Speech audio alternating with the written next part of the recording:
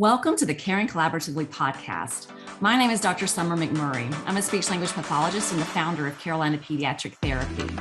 We are a multi-site, interprofessional collaborative practice of speech-language pathologists, occupational therapists, physical therapists, behavioral health practitioners, including psychologists, licensed clinical social workers, licensed clinical mental health counselors, and licensed marriage and family therapists, and an amazing group of support professionals who've been serving children and families across our region since 2002. This podcast is for anyone who is team-oriented, is looking for a great place to work, is wondering how we create a positive, connected, and meaningful workplace experience for our colleagues and teammates, and would like to apply some of what we do to your own workplace. It's also for those who'd like to learn more about leading and working in a collaborative practice or a team of any setting, and for those who are interested in how you can participate in creating a work culture that you love, that brings joy to the workplace, builds resilience, and makes you excited about Mondays and every other day of the work week. So thank you for listening. Welcome to the Caring Collaboratively podcast. I'm Summer McMurray, speech-language pathologist and founder of Carolina Pediatric Therapy. And today I'm here with our Occupational Therapy Mentor Group. So first, if you all could introduce yourself and share what clinic you're connected to and the settings that you work in here at Carolina Peds. I'm Courtney Caribou, and I'm the director of the Occupational Therapy team. And I primarily work out of our East and South clinics. I'm Philip Pierce. I work primarily in the Waynesville clinic, but I also serve some charter schools and in the community and daycares. And I'm an occupational therapy assistant, and I've been here 7 years. I am Taylor Evans. I'm an occupational therapist, and I've been here for 4 years, and I am in the South Asheville clinic. I'm Cindy Carroll. I've been here for 5 years, and I'm an occupational therapist in the Brevard Clinic. So in this series, we've been delving into our embedded mentoring program. And at Carolina Peds, 100% of the new team members that join our team receive structured support through this mentor program. And so I wanted to share with the listeners, more about the program, hear from you guys on our team who are actually doing the mentoring, and then learn about your experience and how you feel like it's impacted you, but then also how has it impacted those that you're mentoring. So some of you guys have held leadership roles and other supervisory roles, and some of you are a little bit newer. We have new mentors on our team, and then we also have those who've been doing it for a long time. So the first question I'd like to ask you guys is, when you hear the word mentoring, what comes to mind for you? When I hear the word mentor, connection and guidance and support is what kind of comes to mind for me. I think it's really important to be able to connect with one person. And I think that when you have one specific person rather than a bunch of people to kind of go to, it helps develop that relationship and that trust. I feel like mentoring is also support, providing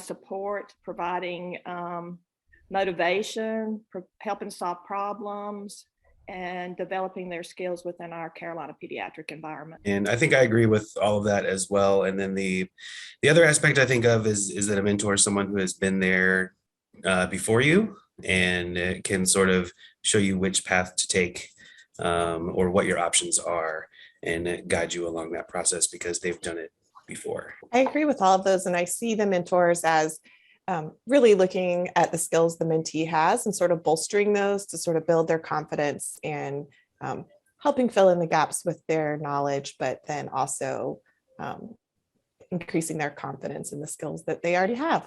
So for you all, why did you all feel that it was important for you to be a mentor?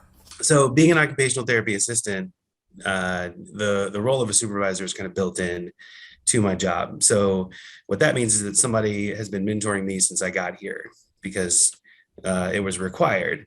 But seeing that, we were going to do that company wide for everyone coming in, it was just such a valuable experience for me that I felt it was almost like I was compelled to kind of give back in that way because it's been done for me before. Taylor, how about you? I feel that, it's so valuable being able to be a mentor, not only because you're getting to help like Philip said, someone work through things that you've been through before, but also I think like the reflection questions, like when they're even just like treatment interventions ideas or clinical questions, when someone asks you something, just the process of having to work through that and think through that kind of helps me grow myself as a clinician and helps me kind of learn as well. I feel like it's important, and I enjoy being a mentor just to share my knowledge and help them understand that things do get better. Put out fires. I mean, I feel like we put out a lot of fires with our new hires so they don't become too stressed out if we can do it, and let them know that we've all been there. Okay. So, what do you think makes a great mentor? What are those qualities that a mentor needs to have? I mean, the toughest part is figuring out how to articulate it, Mm-hmm. especially knowing that it's gonna, go somewhere that other people will see it.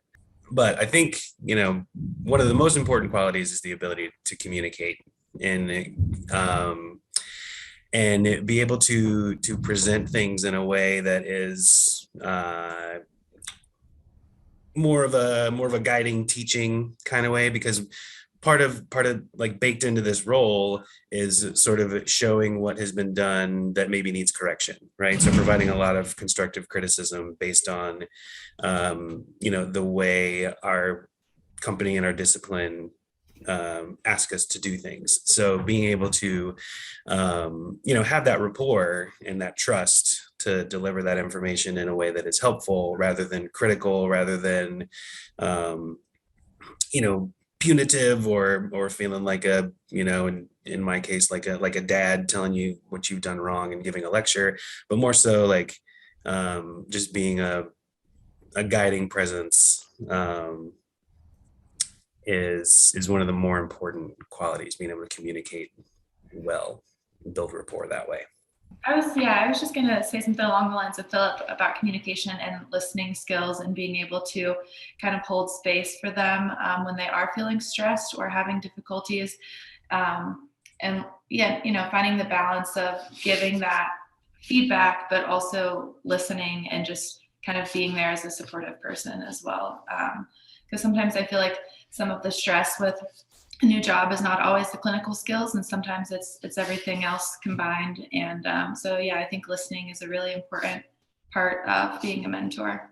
I agree with Taylor. I think listening is one of the primary goals, and learning to give feedback appropriately and being able to receive it also. And support, and conveying the Carolina pediatric way and letting us, why we're here and what we're doing, and developing relationships. Yeah, the relationships part is very important. I think just being able to connect with that person in a way that really helps to support them in that relationship there. Yeah. Yeah. So I think when I'm looking at the OT team and people that might be good to bring up or to bring into the mentorship circle, I'm certainly always looking for people that have some level of experience, especially some time at Carolina Peds, so they have a good understanding of how all of the technical parts work, but then also just looking for people who have that teaching heart. And so many of therapists, I think, have that naturally. So it's pretty easy to find people to bring into that role, but certainly looking for people who enjoy teaching, enjoy going through that process with the mentees is something that we're always looking for. And I think that's like one of the most wonderful parts is it's really a growing process for both people.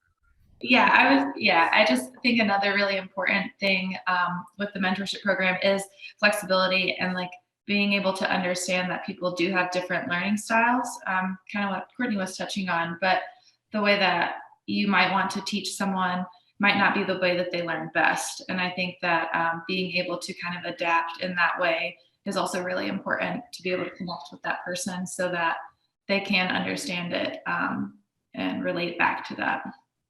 That it helps both parties grow, because sometimes as a mentor, you have to stretch yourself to find the way to get the mentee to the next level, to help them learn.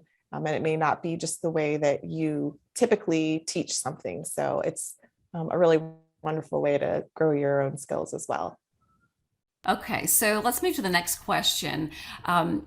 So as far as being a mentor, what does that look like practically for each of you on a weekly basis or on a regular basis with your mentee?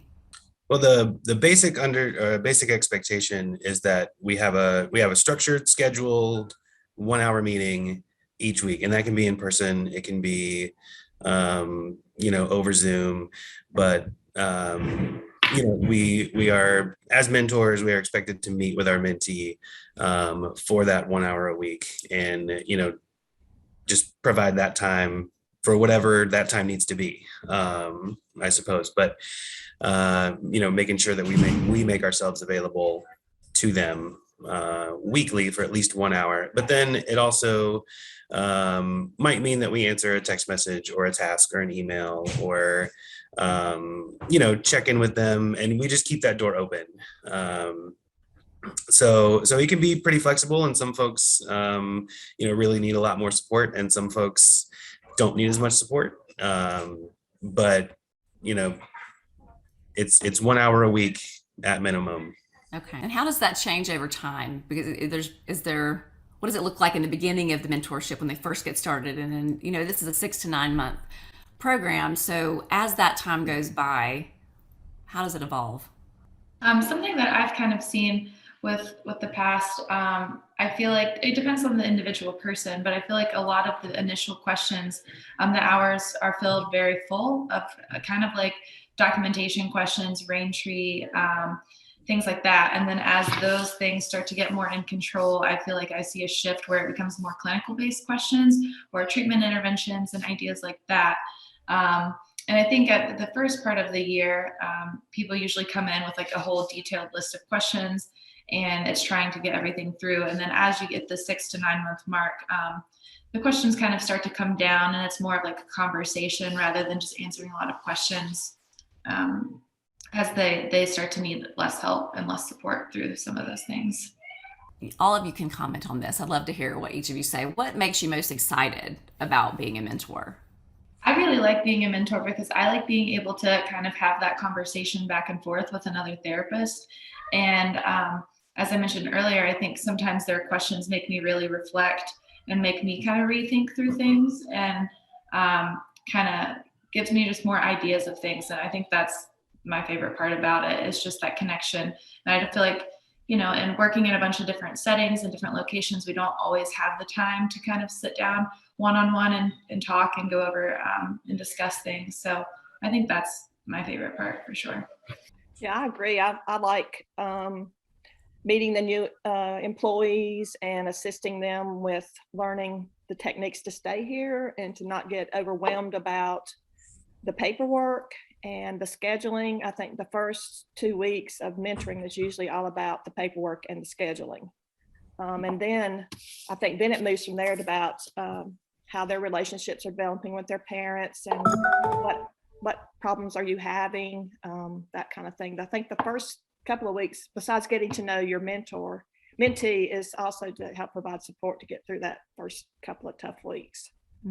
One of the things that excites me the most about having this job is the culture that we have at this job. And it's not an accidental kind of culture. It's one that's cultivated. It's one that's intentional, and it's as consistent as it can be when you have clinics and therapists as spread out as we do.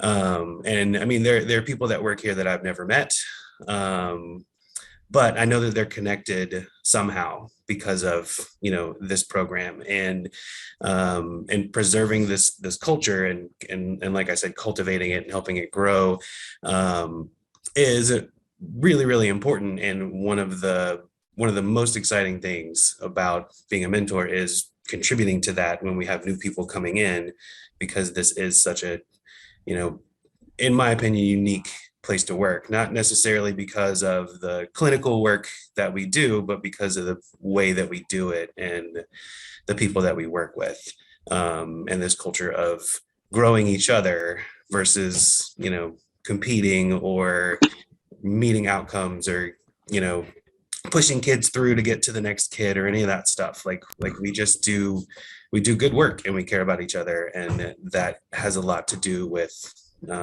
this program being in place. I just want to add that my favorite part of being part of the mentor program is just from the experience of being here for a long time. I've been with Carolina Peds for 10 years. I know that first, there's a learning curve. Like there's a big hump to getting comfortable. And that's whether you're a new grad, or if you have lots of experience and you're just new to this job. There's always a learning curve with starting a new job. And the mentorship program, I feel like, provides this buffer that kind of helps support people get over that, so that they can really do the thing that they came here to do, which is the therapy and to help children. And if we can help them get to that place a little more smoother without feeling quite so overwhelmed and alone, then I think that's what it's all about, because that's what we're all here for. And if we can be part of that, I think that's a wonderful thing. So, what have you all observed as the biggest impact that you've seen on your mentees, like as they're going through this and you're observing them? What's happening in their world as you guys are mentoring them through it? I enjoy seeing their comfort level get better and better and better, and they believe in their skills and know what they're doing is good. That, there's no bad ways to do something, and there's a lot of people in our organization that can help them with the areas besides just me, different techniques and all that, and that we're a family. Yeah, I agree with Cindy about the comfort level. I think also like just the confidence that you can see kind of change from a new grad or a new hire, where you can see that they're a little flustered trying to learn all of the different steps and all the different layers for this job. And then as they start to be able to kind of tackle the different tasks, and you can see their confidence and their stress level decrease, where it's just kind of they get into the flow and the routine. And I think that's really nice to see that with a little bit of support and with that guidance, that they're able to work through it and kind of persist with that. Yeah, I just wanted to add, I think too, I like seeing how they feel better about their rapport with the parents, because I think that's a big piece, and that's a tough piece to get comfortable with that. And so I enjoy seeing them get comfortable with talking with parents. And I think kind of along those lines, the thing that I really enjoy seeing is when folks start to develop this sense of ownership. And when you're new in an environment, you don't really own anything. You're very much a guest. Even if you've been hired and you've been through orientation and you've worked here for 2 weeks, you still feel like a guest sometimes. So being empowered to start to take ownership, to start to request things, to know which resources you have, and to not feel like you're stepping on toes when you grab this thing or grab that thing, or feeling empowered to let the right person know that you're out of this eval form that you need, or whatever it is. Because as a new person, you go in and there's not the piece of paper that you need in the folder where you need it, and you either don't know who to ask, or it can be intimidating to go up to somebody and be like, hey, where are these things? So when people start to feel, and I think that word confident comes in, confident enough to say, you know what, this is something I need, I'm going to go get it. And I don't really need to, and I know who to ask to go get it, and I feel comfortable doing so. I think those are some of the things that I like to see develop. So for you all, what do you feel is one lesson that you have learned by being a mentor? I think this is a continual lesson for me that I need to keep learning over and over. But I think one way to say it is not like my way is not always the right way, or just because I did it one way doesn't mean other people need to do it the same way. And realizing that not everybody needs the same level of support that I needed, or in the same way that I needed it, is actually really helpful. When part of my job, one of the biggest parts of my job is teaching people how to, use their resources to support themselves and the people in their environment. So it really, makes me a better clinician to be in this role. I was saying, kind of like bouncing off of what Philip said, with one of the biggest things that I've learned is understanding how much help to give someone. And that they might not all require the same amount as I want to give, and kind of stepping more into that coaching style and asking those reflective questions rather than just answering questions for them, and kind of allowing them to have the space to problem solve on their own, rather than just, hey, this is the way that I do it, why don't you try it this way, kind of thing. And I think that's the biggest thing that I've learned through this mentorship process. is to take a step back and allow them to kind of do things in their own way. I agree wholeheartedly with Taylor. That's been a big lesson for me to learn, is to be a guide, to guide and support, and separate when I have a student from when I have a mentor. It's totally different. With a student, you are teaching. With a mentor, you're supporting and guiding. That's been a big one for me. That was exactly what, along the lines what Taylor said, is I think the biggest lesson is to learn that it's not my job to jump in and fix things, fix all of the problems. And that can feel really uncomfortable. And nobody wants to be uncomfortable, but it's so powerful if you stay in that place and help them work towards their own solution, and guide them. It's very empowering for them. And it really helps increase that confidence if you can help them get there on their own with the right amount of supports versus just jumping in and fixing everything, which is the easier, faster thing to do. So it's hard to, it's something that we're all working on and learning, and it comes with practice. Yes, being less directive when you're in a role as a leader is definitely a shift. It's a coaching mentality versus a directing mentality. And that is certainly a part of mentoring that is a shift that we all have to make there so that we can build capacity in those that we're helping and through the process.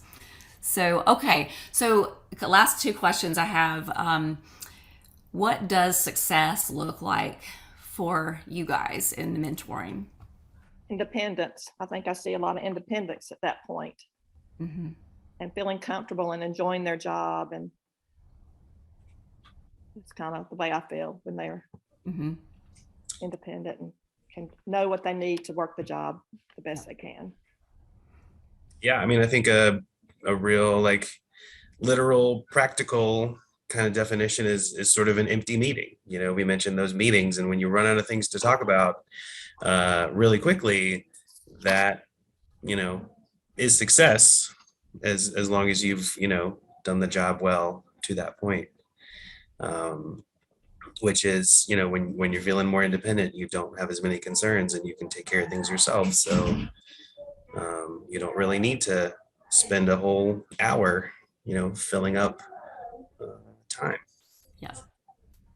But also that success doesn't mean that there aren't any bumps in the road, because there are always going to be challenges and difficulties that come up with this work. And so success would be that the mentee is able to navigate those without being too frazzled, but also knowing that those are going to come up and just having the skills to work through it, and to not be too hard on themselves, because we're all still learning in this. And no matter how many years experience you have, there are going to be challenges that come up. So it's not that we expect a perfectly smooth road, that we know those bumps are going to come up, but that they have the foundational skills to manage them. Yeah, we want them to love their job. I think that's important. Yeah, and I think it also looks like when you see them sort of passing that on and feeling confident enough to, you know, help out somebody else. Yeah. Okay. So what is your biggest hope for your mentee? Like when you start the journey with them, what is your biggest hope in the end for them? I think that their needs are met. You know, that they're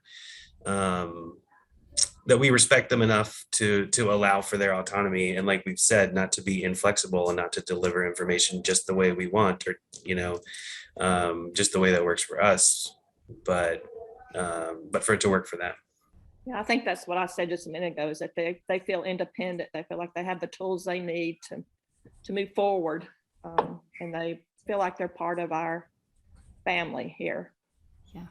Right. We hope that they feel supported, and that they can learn those skills and have all of their basic needs met, so that they can really have a nice foundation to sort of push off from, and really dive into the work that they're going to do. Yeah, absolutely. We want to create resilience within those folks so that they're able to do this for the long haul and they really get that good foundation to begin with. so that they can be here for a long time helping kids and families. So that's really the ultimate goal there. So, okay, well, thank you guys so much for sharing. I appreciate you all being here today, and I really appreciate you all being mentors. We can't do this without you guys, and I know that the people that you are mentoring really feel that support from you. So thank you for that. We couldn't provide that layer of support without you. And so, and for those of you who've listened today, thank you for listening.